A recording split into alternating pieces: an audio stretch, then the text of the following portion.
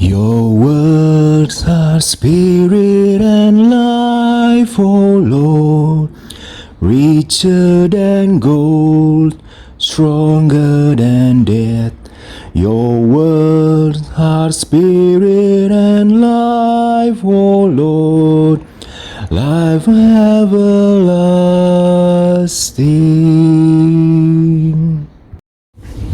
Hello everyone, welcome back to my channel. Welcome back to my Let's Read Bible series. Today we are going to start a new book, which is the first book of Samuel. Okay, without further ado, let's start our Bible reading. Chapter 1. Elkanah and his family. There was a man named Elkanah who lived in Ramah in the region of Zuph, in the hill country of Ephraim. He was the son of Jeroham, son of Elihu, son of Tohu, son of Zuph of Ephraim. Elkanah had two wives, Hannah and Peninnah. Peninnah had children, but Hannah did not. Each year Elkanah would travel to Shiloh to worship and sacrifice to the Lord of Heaven's armies at the tabernacle. The priests of the Lord at that time were the two sons of Eli, Hophni and Phinehas.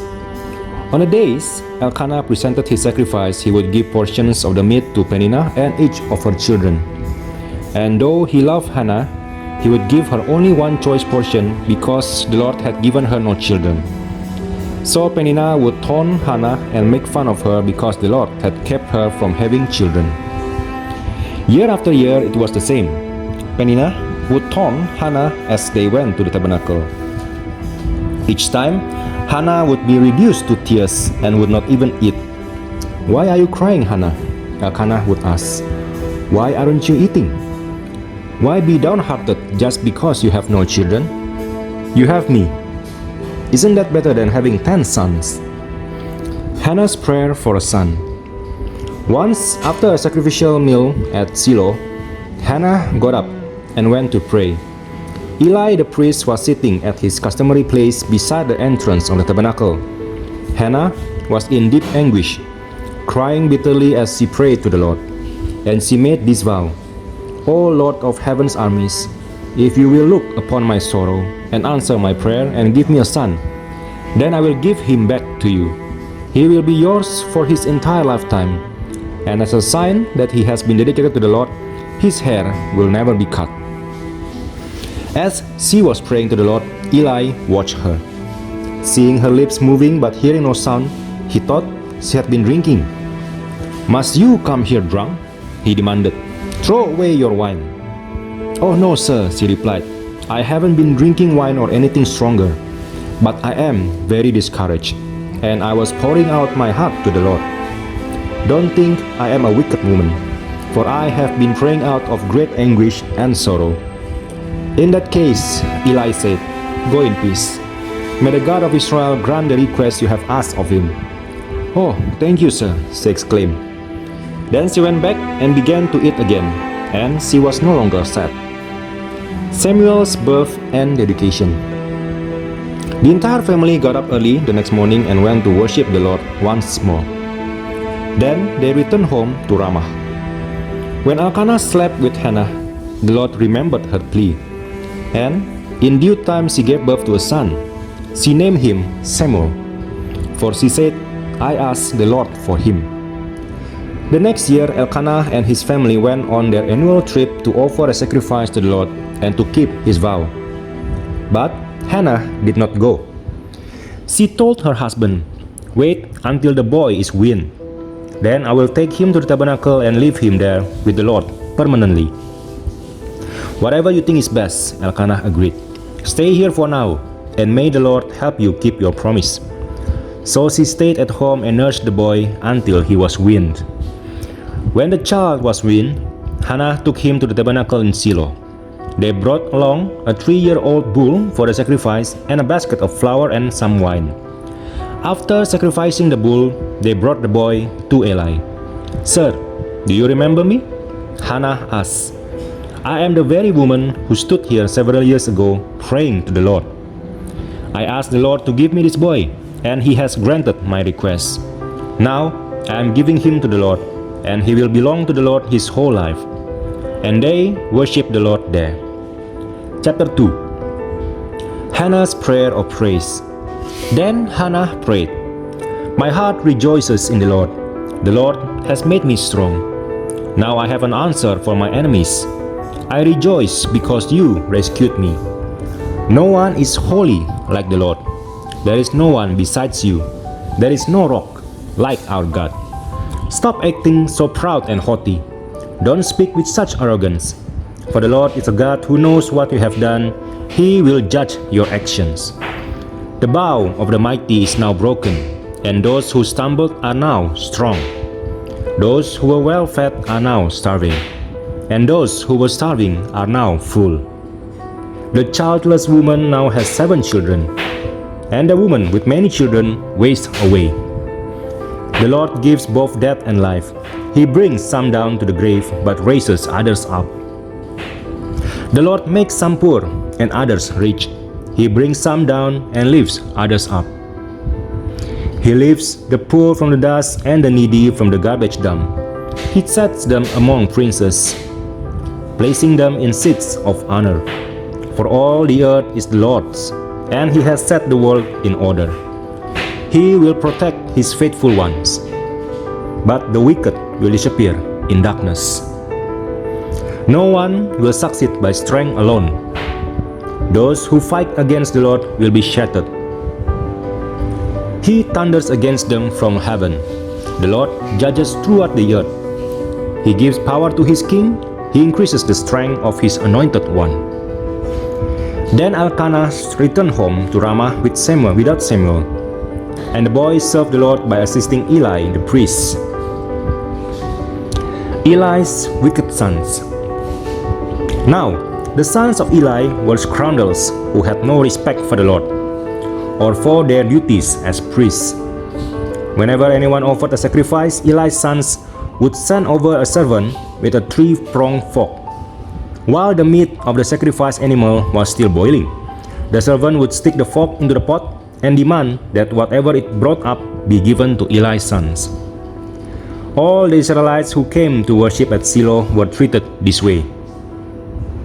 Sometimes, the servant would come even before the animal's fat had been burned on the altar. He would demand raw meat before it had been boiled so that it could be used for roasting. The man offering the sacrifice might reply, "Take as much as you want, but the fat must be burned first." Then the servant would demand, "No, give it to me now, or I'll take it by force." So the sin of this young man was very serious in the Lord's sight, for they treated the Lord's offerings with contempt. But Samuel, though he was only a boy, served the Lord. He wore a linen garment like that of a priest. Each year his mother made a small coat for him and brought it to him when she came with her husband for the sacrifice. Before they returned home, Eli would bless Elkanah and his wife and say, "May the Lord give you other children to take the place of this one she gave to the Lord." And the Lord blessed Hannah, and she conceived and gave birth to 3 sons and 2 daughters. Meanwhile, Samuel grew up in the presence of the Lord. Now Eli was very old, but he was aware of what his sons were doing to the people of Israel. He knew, for instance, that his sons were seducing the young women who assisted at the entrance of the tabernacle. Eli said to them, "I have been hearing reports from all the people about the wicked things you are doing. Why do you keep sinning? You must stop, my sons. The reports I hear among the Lord's people are not good. If someone sins against another person, God can mediate for the guilty party. But if someone sins against the Lord, who can intercede?" But Eli's sons wouldn't listen to their father, for the Lord was already planning to put them to death. Meanwhile, the boy Samuel grew taller and grew in favor with the Lord and with the people. A warning for Eli's family. One day, a man of God came to Eli and gave him this message from the Lord. "I revealed myself to your ancestors when they were Pharaoh's slaves in Egypt. I chose your ancestor Aaron from among all the tribes of Israel to be my priest, to offer sacrifices on my altar, to burn incense, and to wear the priestly vest as he served me. And I assigned the sacrificial offerings to you, priests. So why do you scorn my sacrifices and offerings? Why do you give your sons more honor than you give me for you? And they have become fat from the best offerings of my people Israel. Therefore the Lord, the God of Israel, says, I promise that your branch of the tribe of Levi would always be my priest. But I will honor those who honor me, and I will despise those who think lightly of me. The time is coming when I will put an end to your family, so it will no longer serve as my priest. All the members of your family will die before their time. None will reach old age. You will watch with envy as I pour out prosperity on the people of Israel. But no members of your family will ever live out their days. The few not cut off from serving at my altar will survive, but only so their eyes can go blind and their hearts break, and their children will die a violent death. And to prove that what I have said will come true, I will cause your two sons, Hophni and Phinehas, to die on the same day. Then I will raise up a faithful priest who will serve me and do what I desire. I will establish his family, and they will be priests to my anointed kings forever. Then all of your surviving family will bow before him, begging for money and food. Please, they will say, give us jobs among the priests, so we will have enough to eat. Chapter 3. The Lord speaks to Samuel. Meanwhile, the boy Samuel served the Lord by assisting Eli. Now in those days, messages from the Lord were very rare, and visions were quite uncommon. One night, Eli, who was almost blind by now, had gone to bed. The Lamb of God had not yet gone out, and Samuel was sleeping in the tabernacle near the ark of God. Suddenly, the Lord called out, Samuel! Yes, Samuel replied. What is it?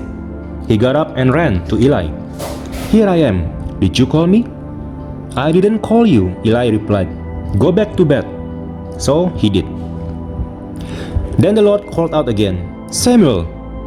Again, Samuel got up and went to Eli. Here I am. Did you call me? I didn't call you, my son. Eli said, Go back to bed. Samuel did not yet know the Lord because he had never had a message from the Lord before. So the Lord called a third time, and once more Samuel got up and went to Eli. Here I am. Did you call me? Then Eli realized it was the Lord who was calling the boy. So he said to Samuel, Go and lie down again, and if someone calls again, say, Speak, Lord, your servant is listening. So Samuel went back to bed, and the Lord came and called as before, Samuel, Samuel. And Samuel replied, Speak, your servant is listening. Then the Lord said to Samuel, I am about to do a shocking thing in Israel. I am going to carry out all my threats against Eli and his family, from beginning to end. I have warned him that judgment is coming upon his family forever, because his sons are blaspheming God, and he hasn't disciplined them. So I have vowed that the sins of Eli and his sons will never be forgiven by sacrifices or offerings. Samuel speaks for the Lord. Samuel stayed in bed until morning, then got up and opened the doors of the tabernacle as usual. He was afraid to tell Eli what the Lord had said to him. But Eli called out to him, Samuel, my son. Here I am, Samuel replied. What did the Lord say to you? Tell me everything, and may God strike you and even kill you if you hide anything from me. So Samuel told Eli everything. He didn't hold anything back. It is the Lord's will, Eli replied. Let him do what he thinks best. As Samuel grew up, the Lord was with him, and everything Samuel said proved to be reliable. And all Israel from Dan in the north to Beersheba in the south knew that Samuel was confirmed as a prophet of the Lord. The Lord continued to appear at Shiloh and gave messages to Samuel there at the tabernacle. And Samuel's words went out to all the people of Israel. Chapter 4. The Philistines captured the ark. At that time Israel was at war with the Philistines. the Israelite army was camped near Ebenezer, and the Philistines were at Aphek. The Philistines attacked and defeated the army of Israel, killing 4,000 men. After the battle was over, the troops retreated to their camp, and the elders of Israel asked, "Why did the Lord allow us to be defeated by the Philistines?" Then they said, "Let's bring the ark of the covenant of the Lord from Shiloh. If we carry it into battle with us, it will save us from our enemies." So they sent men to Shiloh to bring the ark of the covenant of the Lord of heaven's armies, who is enthroned between the cherubim. Hophni and Phinehas, the sons of Eli, were also there with the ark of the covenant of God. When all the Israelites saw the ark of the covenant of the Lord coming into the camp, their shout of joy was so loud it made the ground shake. "What's going on?" the Philistines asked. "What's all the shouting about in the Hebrew camp?" When they were told it was because the ark of the Lord had arrived, they panicked. "The gods have come into their camp," they cried. "This is a disaster. We have never had to face anything like this before. Help! Who can save us from these mighty gods of Israel? They are the same gods who destroyed the Egyptians with plagues when Israel was in the wilderness. Fight as never before, Philistines. If you don't, we will become the Hebrew slaves just as they have been ours. Stand up like men and fight." So the Philistines fought desperately, and Israel was defeated again. The slaughter was great. 30,000 Israelite soldiers died that day. The survivors turned and fled to their tents. The ark of God was captured, and Hophni and Phinehas, the two sons of Eli, were killed. The death of Eli. A man from the tribe of Benjamin ran from the battlefield and arrived at Shiloh later that same day. He had torn his clothes and put dust on his head to show his grief. Eli was waiting beside the road to hear the news of the battle, for his heart trembled for the safety of the ark of God. When the messenger arrived and told what had happened, an outcry resounded throughout the town. "What is all the noise about?" Eli asked. The messenger rushed over to Eli, who was 98 years old and blind. He said to Eli, "I have just come from the battlefield. I was there this very day." "What happened, my son?" Eli demanded. "Israel has been defeated by the Philistines," the messenger replied. "The people have been slaughtered, and your two sons, Hophni and Phinehas, were also killed, and the ark of God has been captured." When the messenger mentioned what had happened to the ark of God, Eli fell backwards from his seat beside the gate. He broke his neck and died, for he was old and overweight. He had been Israel's judge for 40 years. Eli's daughter-in-law, the wife of Phinehas, was pregnant and near her time of delivery. When she heard that the ark of God had been captured and that her father-in-law and her husband were dead, she went to labor and gave birth. She died in childbirth, but before she passed away, the midwives tried to encourage her. "Don't be afraid," they said. "You have a baby boy." But she did not answer or pay attention to them. She named the child Ichabod, which means, "Where is the glory?" For she said, "Israel's glory is gone." She named him this because the ark of God had been captured, and because her father-in-law and husband were dead. Then she said, "The glory has departed from Israel, for the ark of God has been captured." Chapter 5. The ark in Philistia. After the Philistines captured the ark of God, they took it from the battleground at Ebenezer to the town of Ashdod. They carried the ark of God into the temple of Dagon and placed it beside an idol of Dagon. But when the citizens of Ashdod went to see it the next morning, Dagon had fallen with his face to the ground in front of the ark of the Lord. So they took Dagon and put him in his place again. But the next morning the same thing happened. Dagon had fallen face down before the ark of the Lord again. This time his head and hands had broken off and were lying in the doorway. Only the trunk of his body was left intact.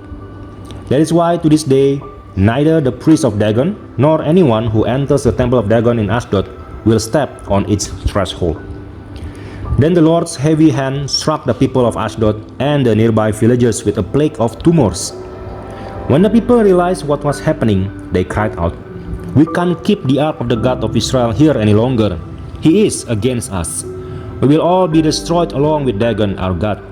So they called together the rulers of the Philistine towns and asked, "What should we do with the ark of the God of Israel?" The rulers discussed it and replied, "Move it to the town of Gath." So they moved the ark of the God of Israel to Gath. But when the ark arrived at Gath, the Lord's heavy hand fell on its men, young and old. He struck them with a plague of tumors, and there was a great panic. So they sent the ark of God to the town of Ekron. But when the people of Ekron saw it coming, they cried out, "They are bringing the ark of God of Israel here to kill us too." The people summoned the Philistine rulers again and begged them, "Please send the ark of the God of Israel back to its own country, or it will kill us all." For the deadly plague from God had already begun, and great fear was sweeping across the town. Those who didn't die were afflicted with tumors, and the cry from the town rose to heaven. Chapter 6. The Philistines return the ark. The ark of the Lord remained in Philistine territory 7 months in all. Then the Philistines called in their priests and diviners and asked them, "What should we do about the ark of the Lord? Tell us how to return it to its own country." "Send the ark of the God of Israel back with a gift," they were told. "Send a guilt offering so the plague will stop. Then if you are healed, you will know it was his hand that caused the plague."